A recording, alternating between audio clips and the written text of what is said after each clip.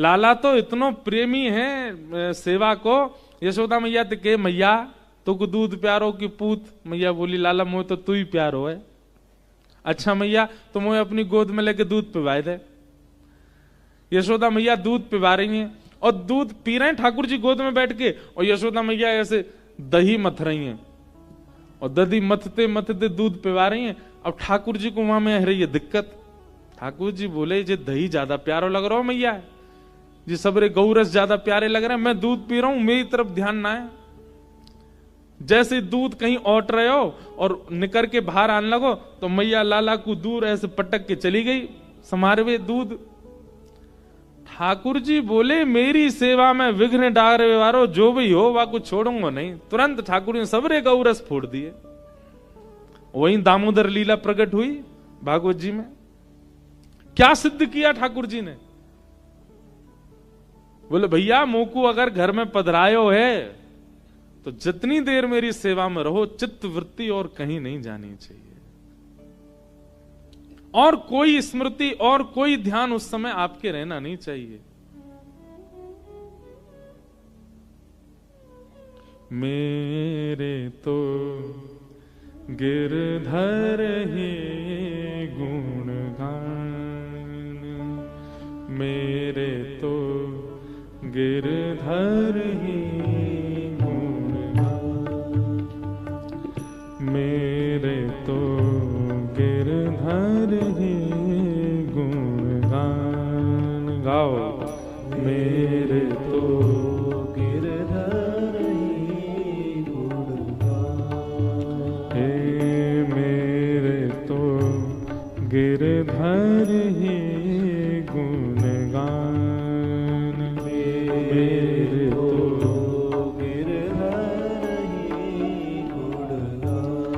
यह मूरत खेलत नैनन में, यह मूरत खेलत नैनन में। जो नहीं गावेगो वाकू बगल वाले की सौगंध है।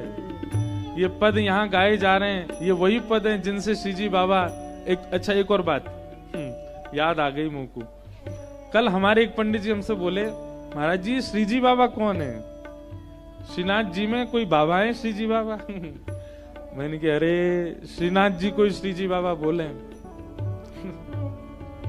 फिर मुझसे क्या बोले थोड़ी देर बाद, सुनो न रुको रुको। फिर मुझसे कहते महाराज जी कल आप यूं कह रहे थे कि कुम्मन दास जी पे आरसी नहीं थी, सो ठाकुर जी उनके सन्मुख बैठ करके तिलक स्वरूप करवाते थे। कौन सी गाड़ी थी कुम्मन दास जी की जिसकी आरसी नहीं थी?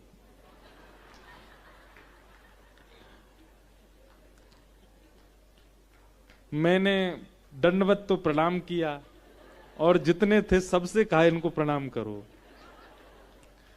जो कह रहे कुम्मन दास जी पे ऐसी कौन सी गाड़ी थी जिसकी आरसी नहीं थी? अरे मैंने कि भैया शीशा देखे आरसी।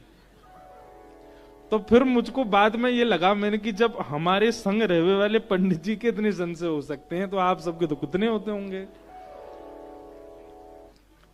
तो कभी कभी मेरे को लगता है कि मुझे स्पष्ट करके रहना चाहिए बात, न जाने क्या क्या अर्थ लगा लो आप। 400 वर्ष पहले कुम्मन दास जी की गाड़ी की आरसी नहीं थी।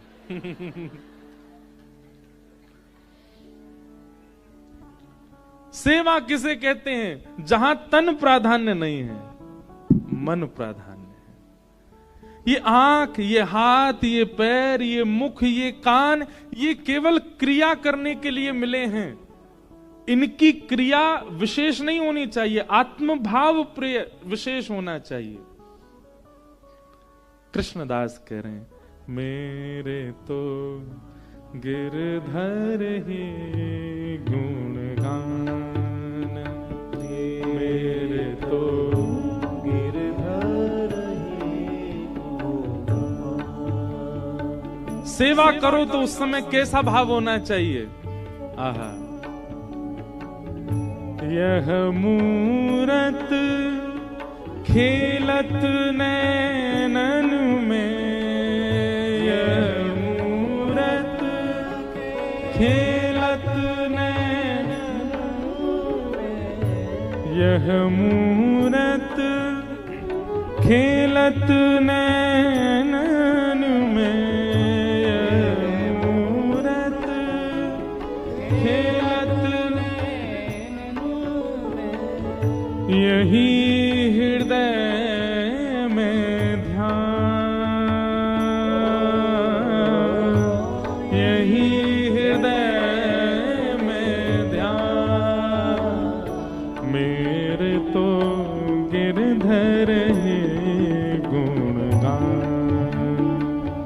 मेरे तो गिरधर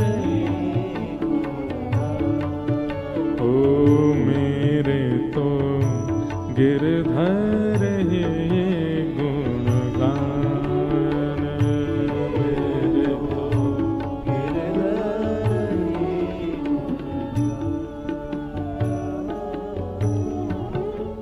चरण रेणु चाहत मन मेरो, चरण चाहत मन मेरो, चरण रेणु चाहत मन मेरो, चरण रेणु चाहत मन मेरो, यह दीजो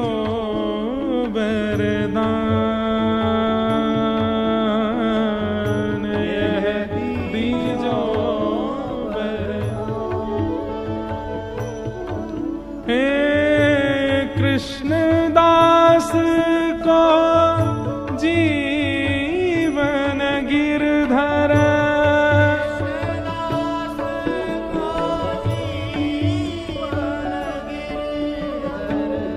कृष्णदास को जीवन गिरधर, कृष्णदास को जीवन गिरधर, मंगल रूप निधान, मंगल रूप निधान। मेरे तो गिरधर है गुणगान, मेरे तो गिरधर है गुणगान, ओ मेरे तो गिरधर है गुणगान, मेरे तो गिरधर है गुणगान। यह मूरत खेलत नैनन में, यह मूरत खेलत नैनन में, यही हृदय में ध्यान, यही हृदय में ध्यान।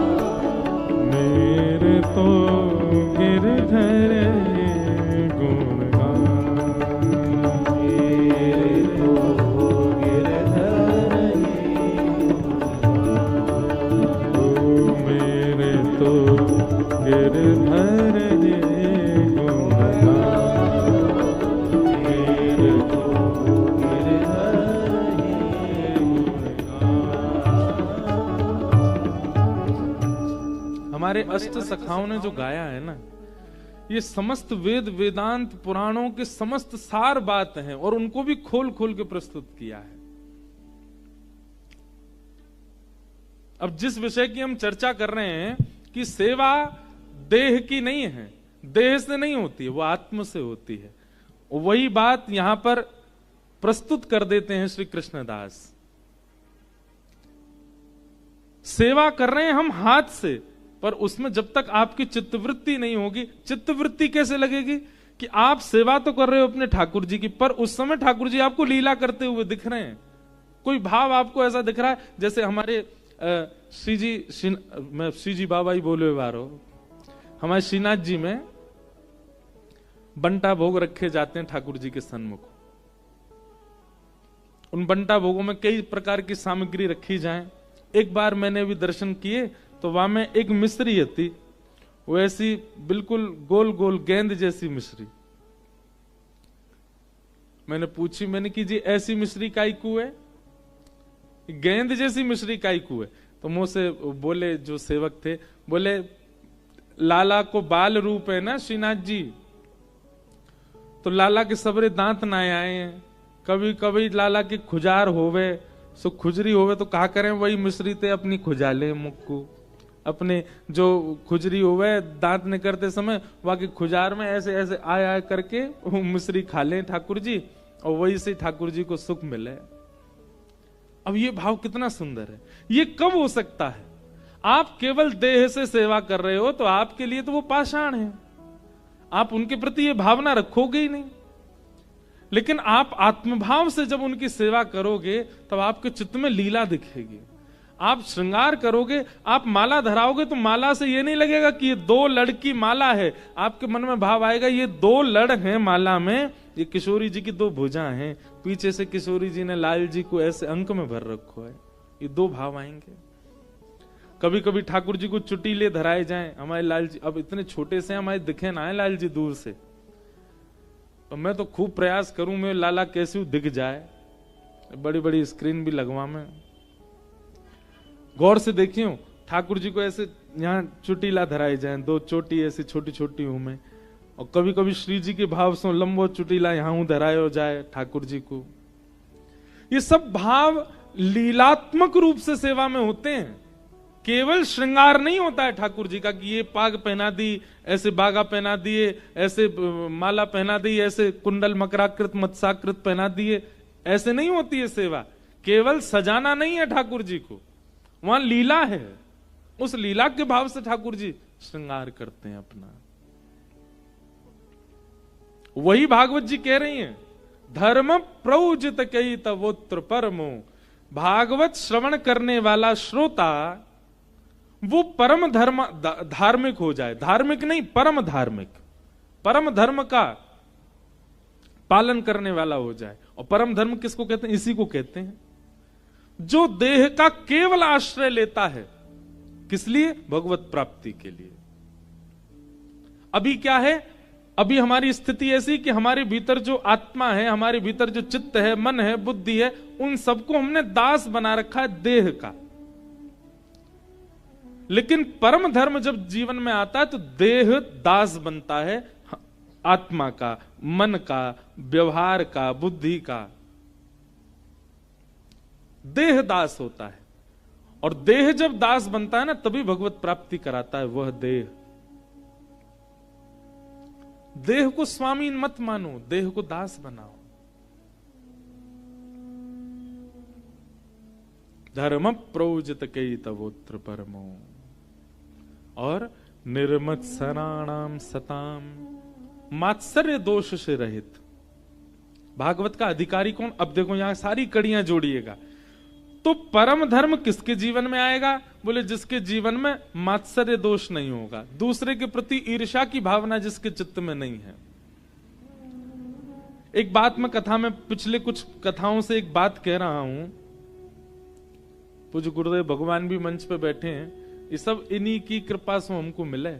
कई बार कथा कहते कहते अपने आप ही कोई बात ऐसी आती है जो हमने कहीं पढ़ी भी नहीं। कैसे होता है? गुरु कृपा से ही होता है। हमारे गुरुजी बड़े बलवान हैं तभी हम पहलवान हैं। गुरु कृपा।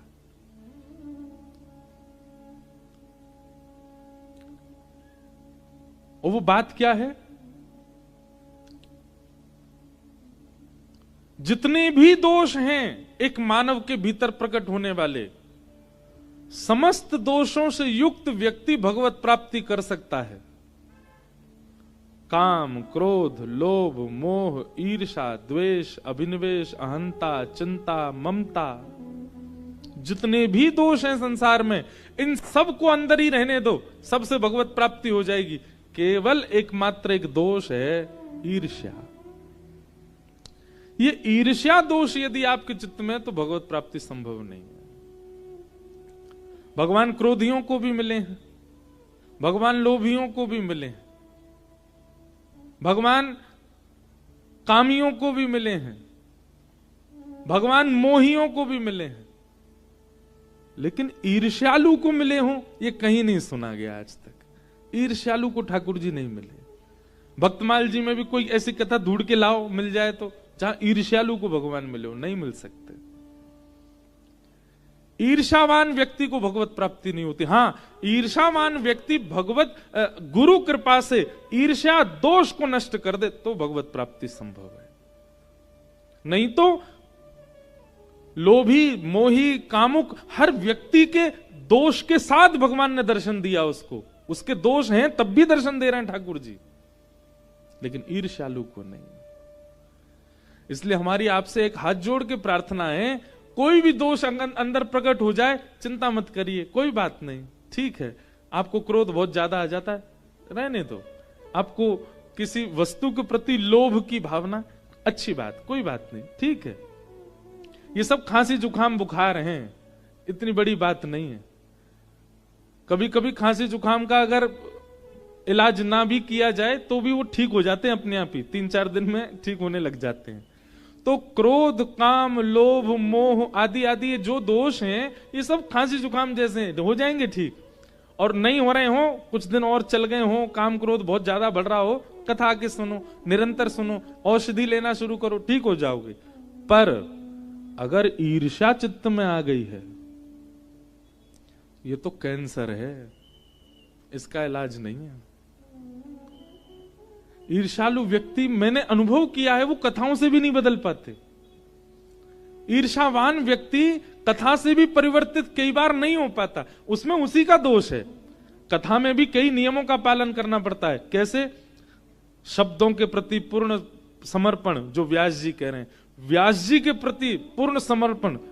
पिताजी हैं हमारे पूज्य गुरुदेव, पर नीचे बैठे, क्यों? क्योंकि व्यास मंच है, व्यास मंच है, यहां पर इंद्रेश नहीं है, यहां पे बेटा नहीं है, यहां पे व्यास है। तो एक बार को सब वंदन करते हैं। ये निष्ठा पीठ के प्रति रखनी पड़ती है, व्यास को भी रखनी पड़ती। हम भी आगे पहले पीठ को प्रणाम करते तब बैठते हैं यहां। ये जब तक निष्ठा नहीं होगी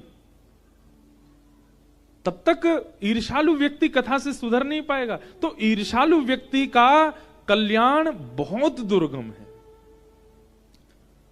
अपने आप से पूछिए, कब आपके चित्त में ईर्ष्या आती है?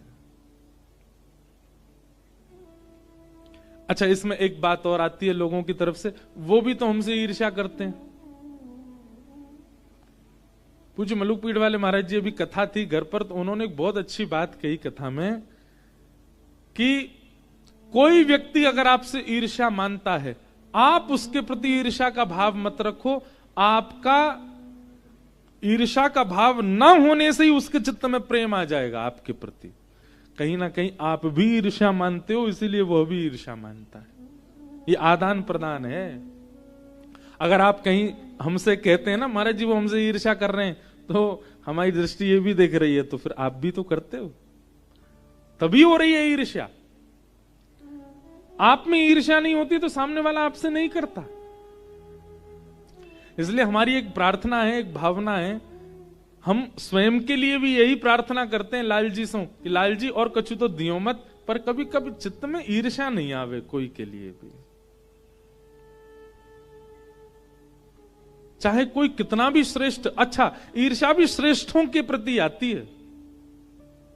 अश्रेष्ठ जो होता है उसके प्रति ईर्ष्या होती है कभी? कभी नहीं होती। जो बेचारा ना रूपवान है, ना शीलवान है, ना धनवान है, उससे कौन ईर्ष्या करता है? कोई नहीं। लेकिन जो श्रेष्ठ हो जाते हैं उनके प्रति ईर्ष्या आ जाती है, तो कहीं ना कहीं आप भी श्रेष्ठ बनना चाहते हो, इसीलिए तो ईर्ष्या हो रही है आपको। और श्रेष्ठ बनने का मतलब क्या है? कहीं ना कहीं संसार के ममत्व में आप फंसना चाहते हैं, इसीलिए तो आपको ईर्ष्या हो रही है।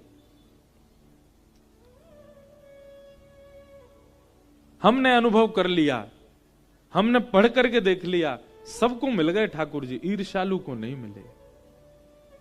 इसलिए ईर्ष्या मत लाओ चित्त में कभी भी। कोई अतिश्रेष्ठ भी दिखे ना, उसको देख करके भी। और देखिए सबसे बड़ी बात, कीर्तन, नाम जप, भगवत स्मरण, इनका सबसे उत्तम समय क्या है? लोग कहते हैं ब्रह्म मुहूर्त में करो, कीर्तन नाम जप, इन सबका श्रेष्ठ समय क्या है? ब्रह्म मुहूर्त। कोई कहते हैं रात्रि सोते समय करो। ये मक्खी भी विशेष है। कहीं ना कहीं हमको गर्भगृह में जाने का अधिकार नहीं होगा। श्रीनाथ जी की ये महू घुसे आती होंगी, श्रीनाथ जी के बंटा भोग पे घूमे आती होंगी, उनके चरणन में डोले आती होंगी, वहां के इत्र को भी नेक सूंघे आती होंगी। श्रीनाथ जी बोले होंगे भाई मैं तो जान आ रहा हूं कथा में, जाओ चरण छू के तुम ही जाओ, ब्यास की नाक पर बैठ जाओ। तो तब से डोल रही हैं। पहले तो मन में यही आ रहा हो कि यार ये मक्खी क्यों नहीं हटाई आते। अभी कहते कहते भाव आए, ओहो गर्भगृह में जा सके या कोई रोक टोक नहीं है। भीतरिया भारिया अपरस वपरस सब मानवन के काजे है। लोग अपने आप को कितना श्रेष्ठ मानते हैं। मानव जा सकते हो गर्भगृह में? हैं श्रीनाथ जी की चरण छू सकते हो? नहीं ये छू सके। जब हम दर्शन करने आते होंगे तो ये ठेंगा दिखाती होंगे, देख मैं तो जा रही हूं भीतर, मोह कोई ना रोकेगो।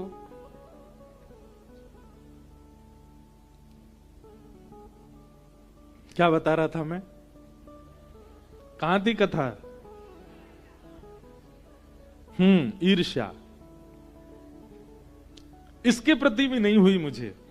अच्छा है।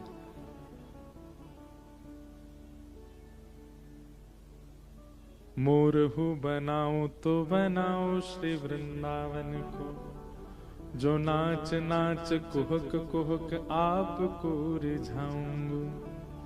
बंदर हो बनाओ तो बनाओ श्री वृंदावन को, कूद कूद डारन पे भोर को जगाऊंगा।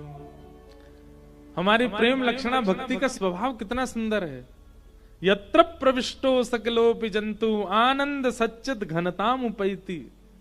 हमारे वृंदावन रस कहे कि महाराज वृंदावन में प्रवेश करने के बाद एक कीड़ा भी, एक कीट भी सच्चिदानंद को स्वरूप है जाए। इसलिए इनको अधिकार है, ये कहीं भी जा सकते हैं। तो निर्मत सराणाम सताम, मात्सर्य दोष यदि आपके चित्त में है, ठाकुर जी नहीं मिलेंगे। और मात्सर्य दोष की दो ही औषधि हैं। क्या? सबसे पहला गुरु कृपा। आपके ईर्ष्या दोष पर ठाकुर जी नहीं रीझेंगे, बाकी सारे दोषों से भी ठाकुर जी मिल जाएंगे आपको। लेकिन ईर्ष्या दोष देखते ही ठाकुर जी कदम पीछे कर लें, जाते ना मिलना मुझे, ईर्ष्यावान है।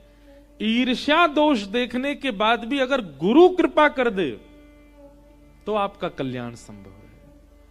कहीं ना कहीं जहां ठाकुर जी अपने हाथ पीछे कर ले, वहां गुरु कृपा से काम बन जाता है।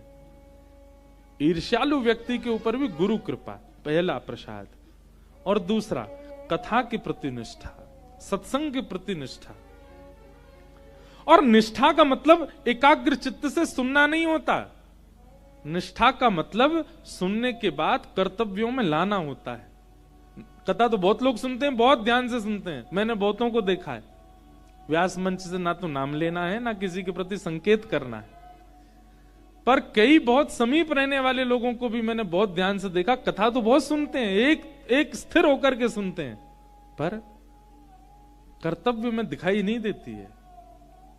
तब मन में एक क्षोभ होता है कि सुनी गई बात केवल सुनी गई, उसको लाया नहीं गया चित्त में। इसलिए निष्ठावान श्रोता उसको मानो जो सुनने के बाद तुरंत उसको लागू करता है चित्त में, वो निष्ठावान है। तो ईर्ष्यालु व्यक्ति की दो ही औषधि हैं, या तो गुरु कृपा या फिर निष्ठा से सत्संग का श्रवण। आप कुछ नहीं, सामान्य सी बातों का ही पालन करना प्रारंभ कर दो। कथा की सुनी गई सामान्य सी बात, उन सामान्य बातों से ही परिवर्तन दिखने लग जाएगा। और भैया ये कीर्तन करनो नाम जब, हाँ ये बता रहे थे हम, कीर्तन नाम जब कब करना चाहिए? बोले ब्रह्म मुहूर्त में करना चाहिए। हम कह रहे हैं ब्रह्म मुहूर्त में करो, रात में सोते समय करो, जब भी करो। पर आप अपने दोषों को जानते हैं कि आपके भीतर कौन कौन से दोष हैं। जब भी वह दोष प्रकट होता हो, जब भी वह दोष छलांग मारता हो चित्त में, तुरंत बैठ जाओ। जैसे किसी का रूप देखते ही आपको ईर्ष्या होती है, अभी अभी आपने जब हमने ईर्ष्या की बात करी ना, सही बताना, उन सब का चिंतन आया था चित्त में जिनसे आपको ईर्ष्या हुई है। वो है पीछे वाली गली में रहता, उससे ही है हमको थोड़ी सी। ए बुआ का बेटा है, उसी से चल रही है आजकल हमारी, ठीक नहीं लगता। समझ में आ गया ना? बोलते ही आपके चित्त में कोई ना कोई आया होगा। अब जब भी वह सामने आवे, जब भी वो सामने आवे और आपको लगे कि हाँ ईर्ष्या भई है, वही समय नेत्र बंद करो। कृष्णाय वासुदेवाय हरे परमात्मने प्रणतः क्लेशनाशाय गोविंदाय नमो नमः। वसुदेव सुतं देवं कंसचानूरमर्दनं देवकी परमानंदं कृष्णं वंदे जगद्गुरुं। वंशी विभूषित करानविनीरदाभात पीतांबराधरुण बिंब फलाधरोष्ठात् पूर्णेन्दु सुंदर मुखा अरविंद नेत्रात् कृष्णात् परम किमपि तत्त्वमहं न जाने। जैसे ईर्ष्या जिसको देख करके होती है, वो सामने आवे तुरंत नेत्र बंद करो, और नेत्र बंद करके ठाकुर जी का मधुर स्मरण करो। और स्मरण केवल बोल करके नहीं, उस समय प्रकट होना चाहिए चित्त में। चांद सा सलोना मुख लटें घूंघरारे हैं, चांद सा सलोना लटें घूंघरारे हैं, भौएं हैं कटीली आंखें तिरछी कटारे हैं, भौएं हैं कटीली आंखें तिरछी। अब जिसके प्रति आपकी प्रतिस्पर्धा है वो सामने खड़ा है और आप नेत्र बंद करके ठाकुर जी के रूप माधुरी का दर्शन कर रहे हो या को चंदन सो महके वदन हो मेरा, या पे अटक गया मन हो मेरा, या पे अटक गया। आप मुझे याद करोगे उस दिन, जिस दिन जिसको देख के ईर्ष्या हो, नेत्र बंद करके इसी भाव का चिंतन करना। छोटे से गोपाल जी हैं, उनके दो तत्व। आज मुझे एक सुबह मंगला में एक लाली आई, बोली महाराज जी मैं हर दिन राधा रमन जी के दर्शन करूं चित्र को। मैंने कहा अच्छा। महाराज जी पिछले 1 महीना से हम बड़े व्याकुल हते। मैंने कि क्यों? श्री राधा रमन जी के एक भी दतुइयां नहीं दिखी। राधा रमन जी के रोज दांत दिख जाते हैं, जब भी वो बहुत प्रसन्न होते हैं दांत दिखते हैं। बोले राधा रमन जी के पिछले 1 महीना से दांत ना दिखे। मैंने कहा अच्छा। पर महाराज जी जादना श्री लाल जी को उत्सव नाथ द्वारा प्रारंभ भयो ना, वादना लाल जी की दतुइयां दिख रही। श्री लाल जी प्रसन्न है रहे। अब मानवे को तो लोग मानेंगे, नहीं मानवे वाले यऊ ना मानेंगे। बोलो कुछ भी हो, अपने अभी बात बना दी, अपने लाला को सब जगह प्रधान बता दें।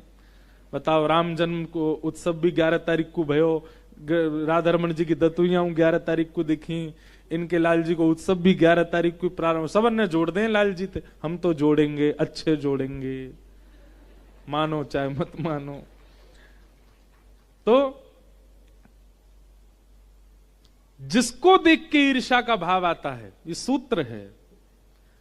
जिसको देख के क्रोध आता है, जिसको देख के काम प्रकट होता है, जिसको देख करके कुछ भी ऐसे भाव आते हैं, तुरंत नेत्र बंद करो।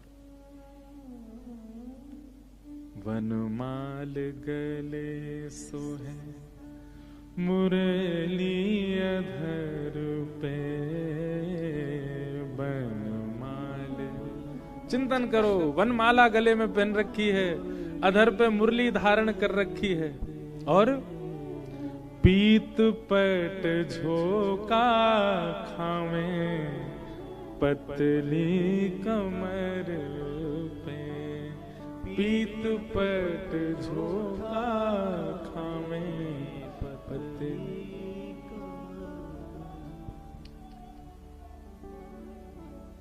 होया के मधुर रसीले वचन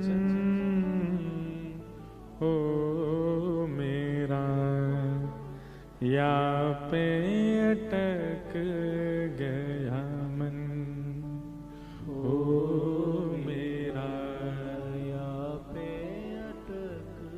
अरे भैया ये हैं कौन?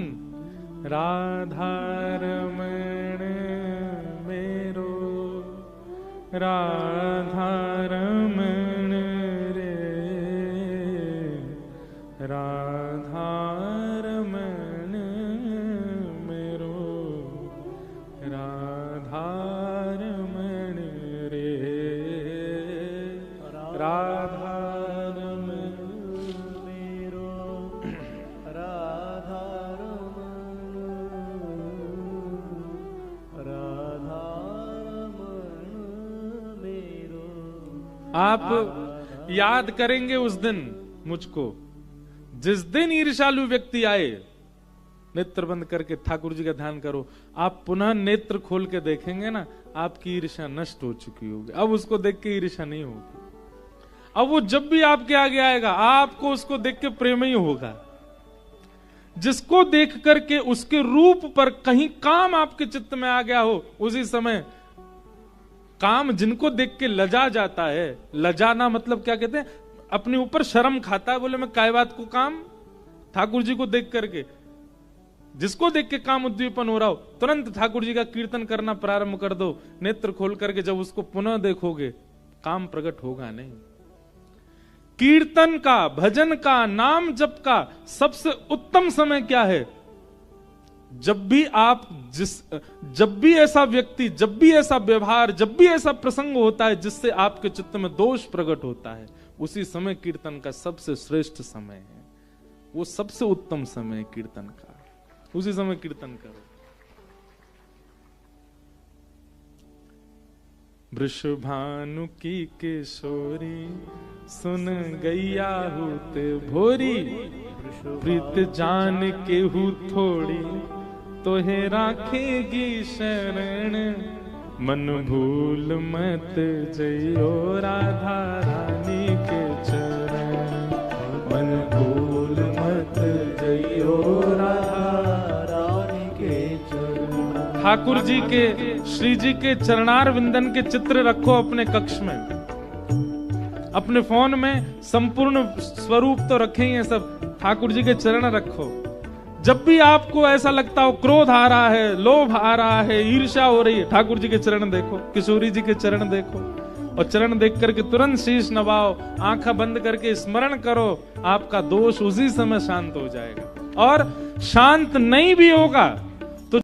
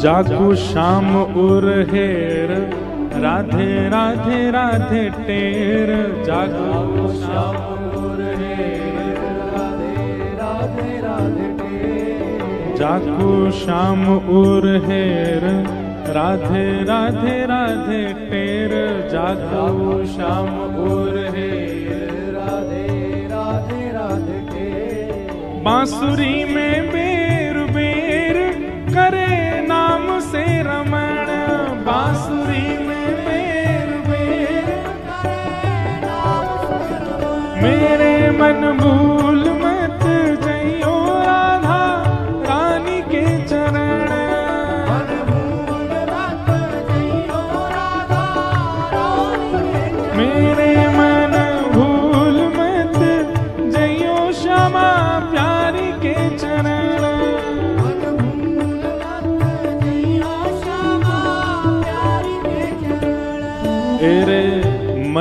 मत वारे छोड़ दुनिया के द्वारे, मन मत वारे छोड़ दुनिया के। सब लोग कहो इस बात को, मन मत वारे छोड़ दुनिया के द्वारे, मन मत वारे छोड़ दुनिया के द्वारे।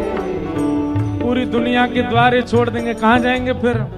ओ राधा नाम के सहारे कर जीवन मरण, राधा नाम के सहारे कर जीवन मरण। ओ राधा नाम के सहारे सौंप जीवन मरण, राधा नाम के सहारे सौंप जीवन मरण। मेरे मन भूल मत जइयो राधा रानी के चरण, मेरे मन भूल मत जइयो राधा रानी के चरण। राधा रानी के चरण श्यामा प्यारी के चरण, राधा रानी के चरण श्यामा प्यारी के चरण, राधा रानी के चरण श्यामा प्यारी के चरण, राधा रानी के चरण श्यामा प्यारी के चरण। मेरे मन भूल मत जइयो श्यामा प्यारी के चरण, मन भूल मत जइयो श्यामा प्यारी के चरण। मेरे मन भूल मत जइयो राधा रानी के चरण, मन भूल मत जइयो श्यामा प्यारी के चरण। मेरे मन भूल मत जइयो श्यामा प्यारी के चरण, मेरे मन भूल मत जइयो श्यामा प्यारी के चरण। ओ ब्रज में रतन राधिका गोरी, ओ ब्रज में रतन राधिका गोरी, ब्रज में रतन राधिका गोरी, ब्रज में रतन राधिका गोरी। हे राधिका गोरी, राधिका गोरी, राधिका गोरी, राधिका गोरी। हे राधिका गोरी, राधिका गोरी, राधिका गोरी, राधिका गोरी। ओ ब्रज में, हाँ ब्रज में, हे ब्रज में रतन राधिका गोरी, ओ ब्रज में रतन राधिका गोरी, ब्रज में रतन राधिका गोरी, ओ ब्रज में रतन राधिका गोरी।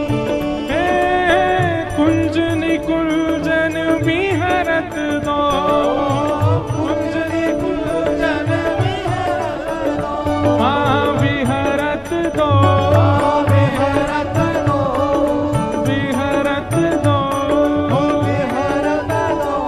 हे कुंज निकुंजन बिहरत दो, कुंज निकुंजन बिहरत दो। और यमुना जल खोरी, और यमुना जल खोरी। हे कृष्णदास प्रभु गिरधर नागर, कृष्णदास प्रभु गिरधर नागर, कृष्णदास प्रभु गिरधर नागर, कृष्णदास प्रभु गिरधर नागर। हे प्रभु गिरधर नागर, प्रभु गिरधर नागर, हे प्रभु नटवर नागर, प्रभु गिरधर नागर, प्रभु नटवर नागर, हे प्रभु गिरधर नागर।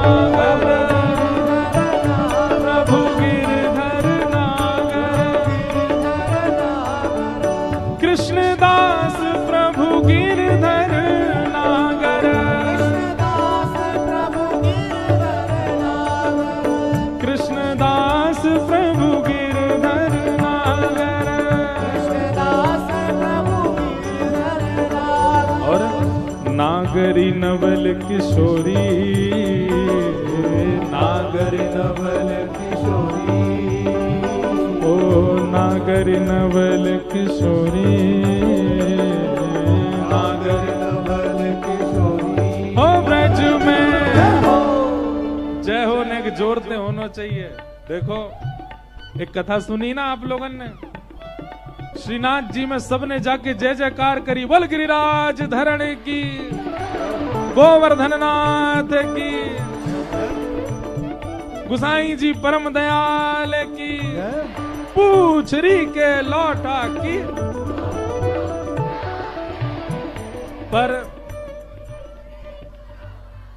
रुक जाओ, पर ठाकुर जी यूं ही खड़े रहे, बोले ये जय जयकार तो रोज ही करें सबरे, नीचे ही नजर करके खड़े रहे। इतने में ही हम आप में से कोई गया, वहां ने जाके कहा कहीं बल वृषभानु के जमाई की।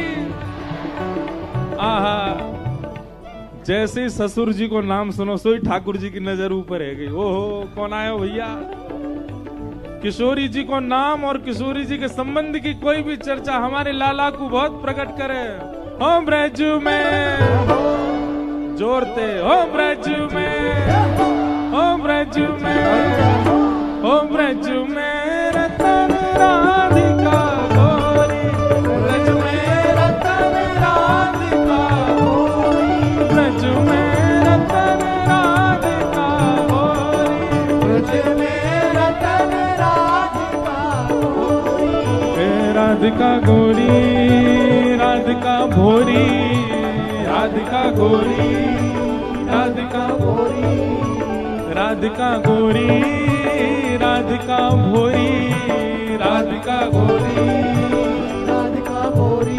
ओ ब्रज में, ओ ब्रज में, ओ ब्रज में रतन राधिका गोरी, ब्रज में रतन राधिका गोरी, ब्रज में रतन राधिका गोरी, ब्रज में रतन राधिका गोरी। हे सब में सुघड़ राधिका गोरी, सब में सुघड़ राधिका गोरी, हे सब में सुघड़ राधिका गोरी, सब में सुघड़ राधिका गोरी। हे जय राधे राधे, राधे श्री राधे राधे, राधे जय राधे राधे, जय राधे राधे, श्री राधे राधे, राधे राधे, वृषभानु दुलारी,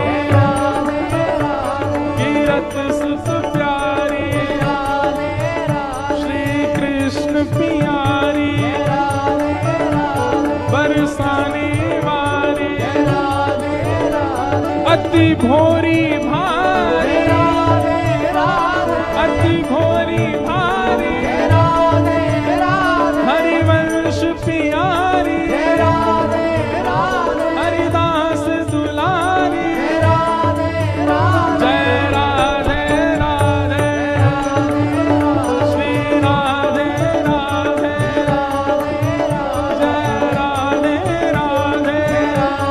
राधे, जय राधे राधे, ओ जय राधे राधे, जय राधे राधे, जय जय श्री राम, जय जय श्री राम, जय जय श्री राम।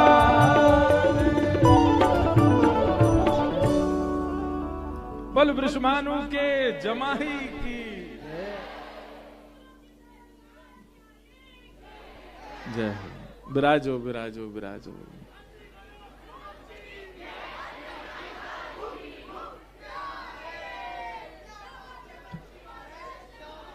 बैठ जाओ, विराज जाओ।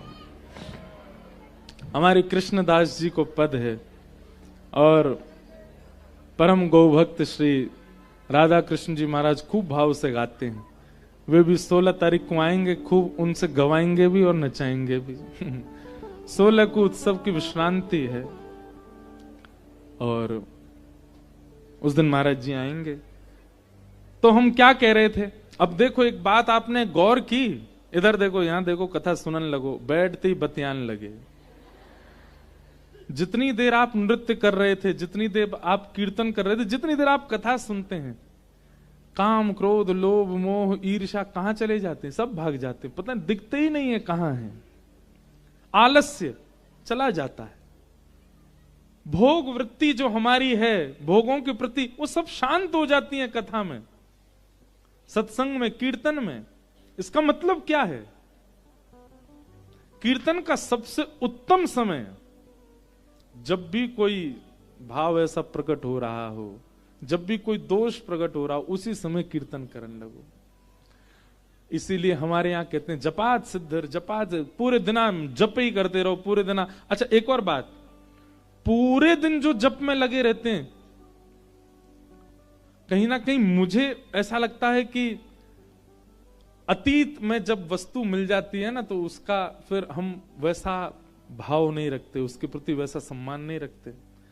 या तो आप लोगों की चित्तवृत्ति ऐसी एकाग्र हो गई हो कि सबसे आपके संपर्क टूट गए, अब कहीं नहीं, बिल्कुल एकांत में रहते हो, तो आपका नित्य भजन में आप चलते फिरते खा एक आते जब भी चल लो, दूसरा एक गोलगप्पा खिला दो हमको, यहां से जब भी चलता जा रहा है। ऐसे थोड़ी। कई महापुरुषों के दर्शन किए, अब मैंने तो महापुरुषों के नाम लेने बंद कर दिए मंच से, क्योंकि भीड़ इतनी हो जाती। फिर एक महाराज जी का मैंने स्मरण कर लिया था किसी पॉडकास्ट में, नाम नहीं बताया, वो बाबा मुझे ढूंढ रहे हैं, वो मैंने थोड़े बहुत कुछ भाव बताए, लोग बाग पहुंच गए वहां। ऐसे नहीं, जबरदस्ती नहीं किया करो। ठाकुर जी कृपा अनुग्रह करके खुद ही कुछ दर्शन किसी महापुरुष का करा दें तो अच्छा है। नाथ द्वार में भी ऐसे ही एक महापुरुष विराजते हैं, पहले दिन ही गया दर्शन करने, कथा से पहले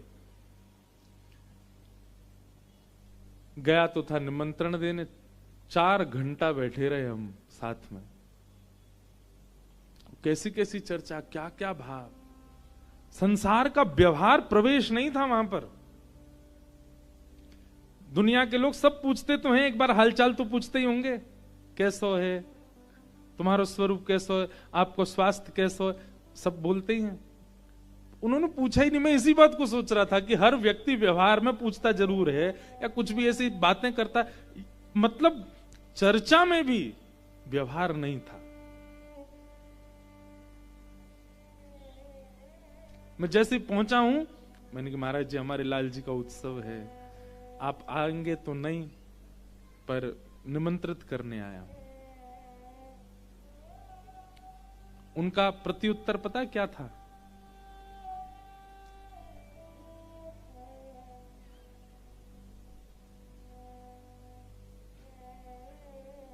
वेणुवाद्य उर्धा निज शिक्षा। मुझे कहते हैं, मैं कही बाबा लाला को उत्सव है, कथा आप पधारी हो, तो एक बार देखे मेरी और फिर बोले वेणुवाद्य उर्धा निज शिक्षा। लाला गोपियां क्या कह रही हैं युगल गीत में? बोले कन्हैया जो वेणु बजाते हैं ना, ये कोई तो सीख ही ना है उनने, ये खुद की शिक्षा है, खुद की शिक्षा खुद ही प्रकट करी है ठाकुर जी ने वेणु बजावे की शिक्षा। वह वेणु से कितनों कल्याण करें ठाकुर जी, कितने इनको सुख दें में ठाकुर जी। एक सूरदास जी का एक पद है, बहुत सुंदर भाव है। मुरली हरि को नाच नचावे, मुरली हरि को नाच ठाकुर जी ना नचावे, जे मुरली ठाकुर जी नचावे। मुरली हरि को नाच नचावे, मुरली हरि को नाच नचावे। और देखो, हम किसी पे अपना अधिकार जमाते हों ये एक बात, पर कोई व्यक्ति अगर हम पे अधिकार जमाता है ना, कोई व्यक्ति केवल हमको नचाता ही रहता है, उससे हमारा प्रेम कभी नहीं हो सकता। जो हमको केवल भगाते ही रहे, ये करो ये करो ये करो, यहाँ जाओ यहाँ बैठ जाओ, ऐसे खाओ ऐसे पियो ऐसे बैठो, हम पर इतना अधिकार जमा ले तो कुछ दिनों बाद उससे हमारा मन खिन्न सा होने लग जाता है। हर व्यक्ति का स्वभाव स्वतंत्र होता है। पर सूरदास जी, ये सूरदास जी की तो वाणी पर कह गोपियां रही हैं, मुरली हरि को नाच नचावे, मुरली हरि को नाच नचावे। दूसरी गोपी बोली पर नाच नचावे वारे तो दुखी होना चाहिए, पर ये तो देखो यहां तो कुछ हो रही है। बोले कहा एते पर यह बांस बसुरिया, एते पर ये बांस बसुरिया, नंद नंदन को भावे, नंद नंदन को भावे, मुरली हरि को नाच नचावे, मुरली हरि को नाच। एक बार ठाकुर जी बंशी बजा रहे, किशोरी जी आ गए। ठाकुर जी जब वेणु वाद्य करे ना तो किशोरी जी को स्वभाव है कि किशोरी जी कहीं छुप के खड़े है कि देखते रहे, क्यों कहीं सन्मुख आ जाऊं तो संकोच में विश्राम नहीं करते।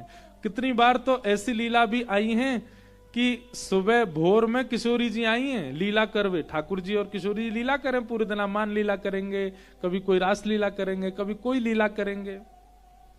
कल रात्रि में उत्सव के बाद अंकिता जी इतना सुंदर एक पद सुना रही थी कि ठाकुर जी बीरी बना के पवाते हैं श्री किशोरी जी को। आज अब ये कथा सुनने रुकी हैं, ये भी देखो एक श्रेष्ठता कि आए तो उत्सव के लिए, पर उत्सव करके अपना क्रम करके लोग अधिकतर जाते हैं, पर ये इनका स्वभाव नहीं महाराज जी, हम कथा सुन के फिर जाएंगे। आज आप रुके हैं, ये बहुत अच्छा लगा मुझे।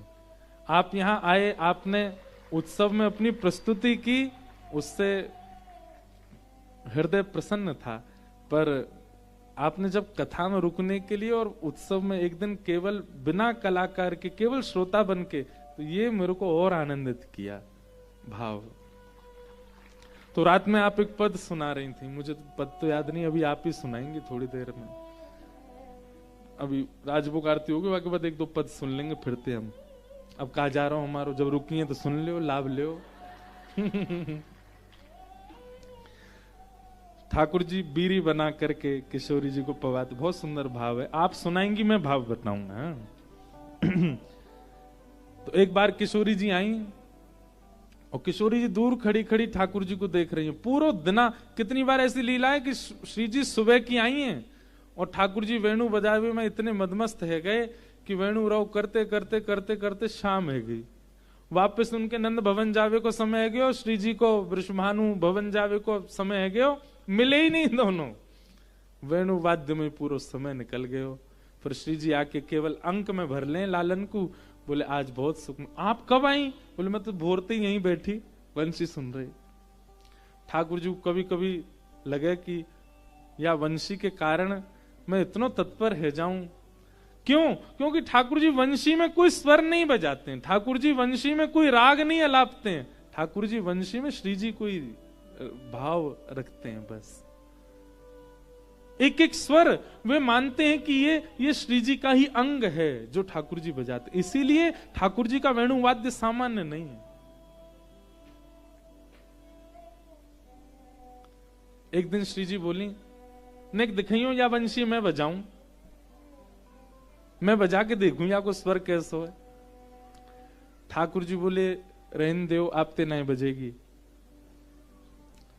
श्री जी बोली क्यों, हम तो क्यों ना बजेगी। इतने में ललिता विशाखा आ गई। बोले लालन तुम जाने ना है हमारी श्री जी कौन है, तुमने ऐसे कैसे कह दी श्री जी तो वंशी ना बजेगी।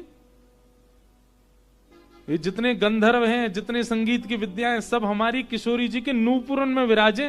किशोरी जी के नूपुर में घुंघरू नहीं है, सारे गंधर्व जनी वहां विराजे हुए हैं। जब जब श्री जी चरण आगे धरें एक एक स्वर प्रकट होवे किशोरी जी के नूपुरन से। ये गंधर्व ही बैठे हैं सब रे नूपुरन में, और आप कह रहे हो कि हमारी श्री जी वंशी नहीं बजा पाएंगी।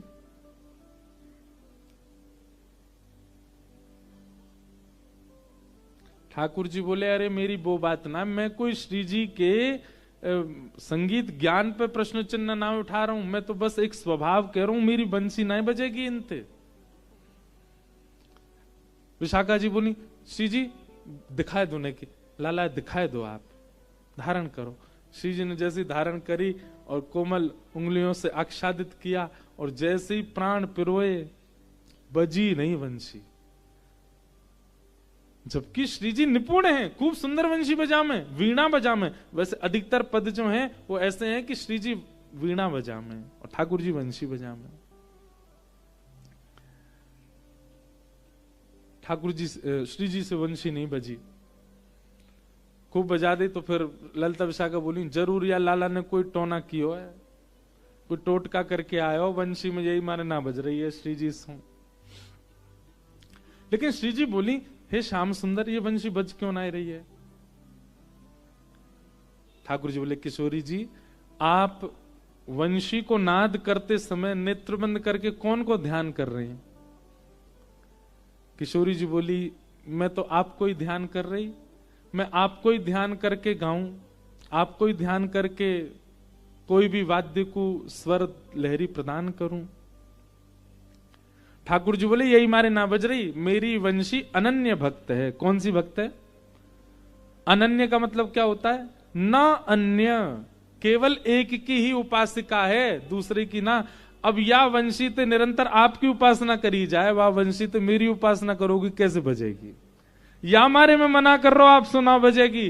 हे श्यामाजू, आपको मेरी वंशी बजावे के काज अपनों ही शिष्य बनना पड़ेगा, अपनी ही आराधना करनी पड़ेगी, अपनी ही उपासना करनी पड़ेगी, अपनों ही ध्यान करना पड़ेगा। आप खुद को ध्यान करके जब वंशी बजाएंगी तब वंशी बजेगी।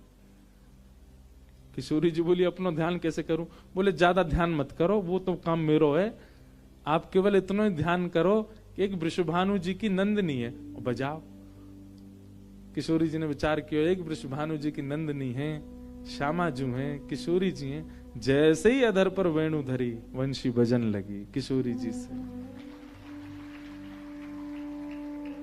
किशोरी जी के नेत्र सजल हो गए। ठाकुर जी बोले मेरी अनन्यता पर तो बाद में प्रश्न उठाइयो श्यामाजू, मेरे संग रहने वाली जड़ वस्तु भी आपकी दासी है, सब आपके सेवक है। मेरी अनन्यता पे तो बाद में पूछियो। ठाकुर जी के श्री अंग पर विराजमान होने वाली एक एक पोशाक भी वो सब किशोरी जी के ही सब भाव से। माला ऐसे विराजमान होती है कि श्री जी जब ठाकुर जी को देखें तो प्रसन्न हो जाएं। पाग ऐसे विराजमान होती है कि श्री जी जब ठाकुर जी को देखें तो उनके मुखमंडल पे मुस्कान आ जाए।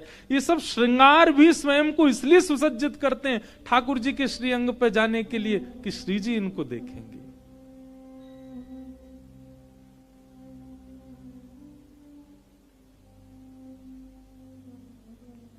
मुरली हरि को नाच नचावे, मुरली हरि को नाच नचावे। हमारे वल्लभ कुल संप्रदाय के वल्लभ बालक, उनमें से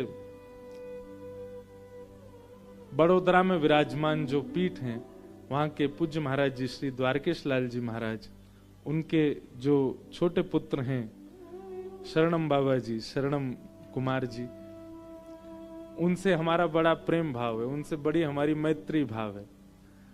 मतलब हमारी आपस में आदान प्रदान में बात नहीं होती, हम केवल मैं पद भेजूं वो भाव बता, मैं वो पद भेजे मैं भाव बताऊं, ऐसी बात हो। मैं अष्ट सखान के तो उनने पहले दिन मो ये पद भेजो, पहले दिन से मैं रोज सोचूं कब गाऊंगा।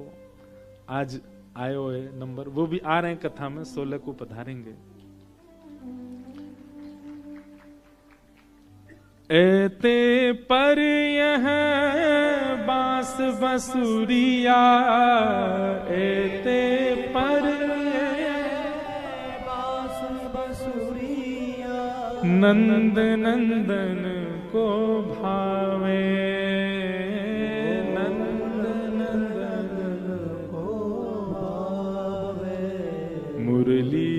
हरि को नाच नचावे, मुरली हरि को नाच नचावे। गोपियां कह रही हैं कैसे अधीन है यहाँ वंशी के लैया? बोले कैसे? बोले ठाड़े रहत अधीनता के हुए, ठाड़े रहे अधीन। पूरे दिन ठाकुर जी चलते रहेंगे, फिरते रहेंगे, ऊधम करते रहेंगे, यहाँ ते वहां कूदते रहेंगे, लेकिन जैसी बंशी बजाने को समय आवेगा एक टक खड़े हो जाए, बिल्कुल हिले भी नहीं है ठाकुर जी। गोपियां सब कह रही हैं कैसे अधीन है वाक्य? ठाड़े रहत अधीनता के हुए, ठाड़े रहे अधीनता के हुए, सकुच न बोलत बात, सकुच न बोलत बात, मुरली हरि को नाच नचावे, मुरली हरि को नाच नचावे। वह निधरक आज्ञा करवावत, वह निधरक आज्ञा करवावत, ने कहूँ नहीं लजात, ने कहूँ नहीं लजात। गोपियां कह रही हैं अरे त्रिलोकीनाथ त्रिभुवन नायक ब्रह्मांड नायक भगवान सो वो आज्ञा करवावे, ने को वह लज्जा ना आवे। बांस की बनी भई बंसी और पर ब्रह्म ते आज्ञा करवा रही है, वह ने को लज्जा ना आवे, ने कहू नाही लजात, ने कहू नाही लजात। आहा जब जानत अधीन भये हैं, जब जानत अधीन भये हैं, देखत ग्रीव नवात, देखत ग्रीव नवात। जैसे ही वह वंशी के रव को सुनकर के ठाकुर जी आनंदित हो जाएं, कोई के आगे सिर ना झुके इनको, वह वंशी के आगे ऐसे झुका लें, अपनो गर्दन झुका लेंगे, वाके सामने ऐसे नतमस्तक से है जाएं। कैसो नाच नचावे लालाते। एक गोपी बोली अरे कहा बताऊं, देख तो सही है वंशी है। बोले कैसे? पौढ़े अधर चलत कर पल्लव, पौढ़े अधर चलत कर पल्लव, रंध्र चरण पलटाव, रंध्र चरण पलटाव, मुरली हरि को नाच नचावे, मुरली हरि को नाच नचावे। हम सुंदर बजा रहे हो, वारे लाला कितनो सुंदर बजा रहे हो। सब्र आह करें या वाह करें या स्वरते हमारे सब्र काम बिगड़ जाएं, घर की सास बहू सब हमको गारी दें, हमारो भोजन बनना पावे, ये पीड़ा तो हमको ही दे, हम ते रिसिया भेजे। सुनवे में इतनी मधुर लगे लेकिन चित्त में एक तनिक सी पीड़ा देवे, रिसियावे।